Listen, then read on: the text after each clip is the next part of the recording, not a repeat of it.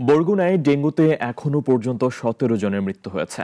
একের পর এক প্রাণহানিতে শোকাচ্ছন্ন পুরো জেলা। পরিস্থিতি সামাল দিতে চেষ্টা করছে স্বাস্থ্য বিভাগ, তবে মশার নিয়ন্ত্রণে কার্যকর ব্যবস্থা না থাকায় দিন দিন বাড়ছে ডেঙ্গুর ভয়াবহতা। সোহাগ হাফিজের রিপোর্ট জানাচ্ছেন সুলতানা মরিয়ম। বরগুনায় আক্রান্তদের বেশিরভাগই পৌর শহর ও গৌরীচন্না ইউনিয়নের বাসিন্দা। এদিকে হাসপাতালে ধারণ ক্ষমতার চেয়ে বেশি রোগী ভর্তি হওয়ায় অনেককে বারান্দা ও করিডোরে রাখা হচ্ছে। পাশাপাশি রক্ত পরীক্ষার কিট ও স্যালাইন সরবরাহেও সংকট দেখা দিয়েছে। বরগুনা পৌর শহরের কাঠপট্টি ও আমতলার পাড় খাল এলাকায় সবচেয়ে বেশি ডেঙ্গু ছড়াচ্ছে। একের পর এক মৃত্যু ঘটলেও মশা নিধনে তেমন তৎপরতা নেই। এ কারণে আতঙ্কে দিন কাটাচ্ছেন স্থানীয়রা। এই জায়গায় যে পরিমাণে রোগী, তাতে সবসময় একজন ডাক্তারের দরকার। এভাবে যদি নোংরা পরিবেশ থাকে তাহলে আমরা তো বাঁচতে পারবো না। এখন পর্যন্ত পৌরসভার কোনো কার্যক্রম নাই। প্রত্যেক ঘরে ঘরে ডেঙ্গু হইতাছে, কোনো ওষুধ বড়িয়ে না, মশা হইতাছে, কেউ এটার নালা ফিরে না।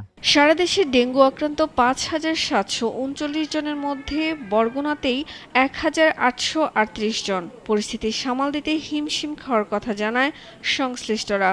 রোগীর চাপ স্বাভাবিকভাবেই সংখ্যার তুলনায় অনেক বেশি, তো হিমশিম তো কিছু খেতেই হচ্ছে।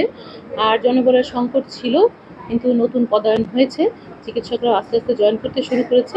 আশা করছি এই পরিস্থিতির উত্তরণ হবে। বিশেষজ্ঞদের মতে মে মাসে বরগুনায় বৃষ্টি ও পরবর্তী তাপদাহ মশার বিস্তারের সহায়ক পরিবেশ তৈরি করেছে। জলাভূমিগুলো সাইক্লোনের দ্বারা হোক বা অতিবর্ষণের কারণে হোক পানি দ্বারা প্লাবিত হয়, এবং প্লাবন চলে যাওয়ার পরে এই জমে থাকা জলবদ্ধ পানি পরবর্তীতে আমাদের জন্য একাধারে ময়লার ভাগার এবং এডিস মশা সহ অন্যান্য মশার প্রজনন ক্ষেত্র হিসেবে কাজ করে। আমাদের রোগীদের চিকিৎসা সেবা আমাদের সর্বোচ্চ রকম আমরা চেষ্টা করছি।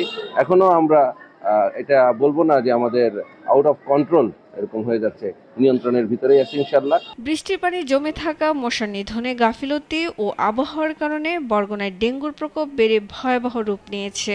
দ্রুত কার্যকর পদক্ষেপ না নিলে প্রাণহানির আশঙ্কা বাড়বে।